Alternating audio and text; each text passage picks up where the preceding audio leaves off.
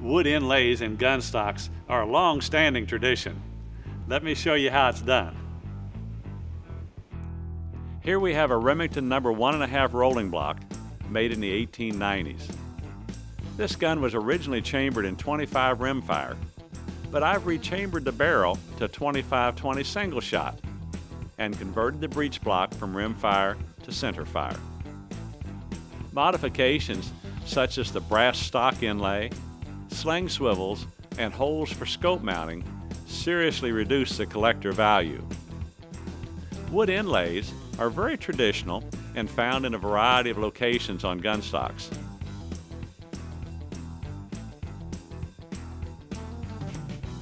I'm starting by covering the screw holes in the forend.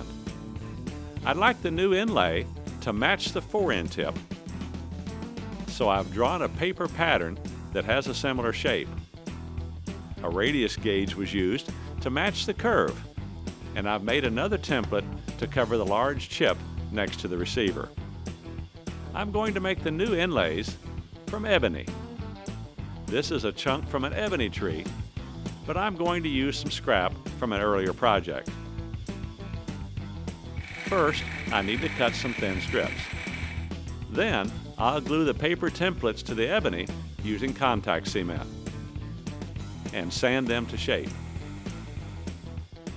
Before I begin inletting, I'm going to file in a slight taper or draft.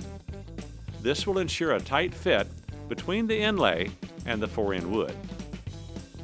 To create the recess for the inlay, I begin by drawing a line down the center of the forend. With the inlay clamped in place along the line, I scribe around it.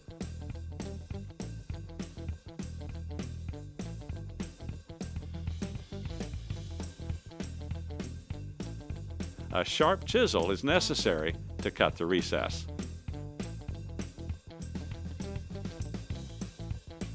I have a shop-made chisel to cut the radius at the end of the inlay. Inletting black will help me see where I have contact and the high spots are removed. With just a little work, the pieces fit tightly. To make the installation permanent, I use epoxy mixed with black dye. The recesses are coated, the inlays tapped in, and excess epoxy is removed. Next, I'm going to fix the sling swivel on the buttstock. I'm being very careful when removing the swivel, as I don't want to damage the stock.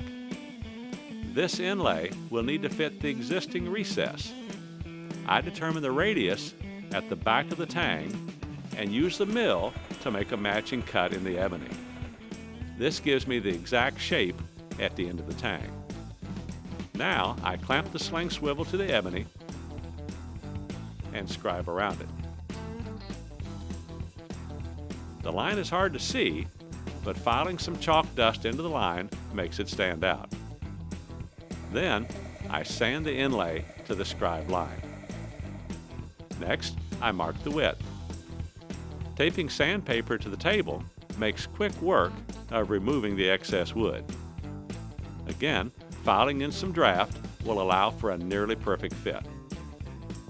The new inlay is epoxied into place and allowed to cure. Once the epoxy hardens, I use a series of files to remove the excess wood that's proud of the surface. Tape is used to protect the finish of the stock, and I file down the ebony until it's just above flush. With the easy work done, I need to remove the file marks and get the ebony even with the surface of the forend. I start with 220 grit sandpaper that I've glued to a small sanding block and am careful not to sand too much. Once I'm finished with the sanding, I give the inlays a few coats of shellac, which will give them a finished look. Now the stock has a more pleasing appearance, and I may have even increased the value of the gun.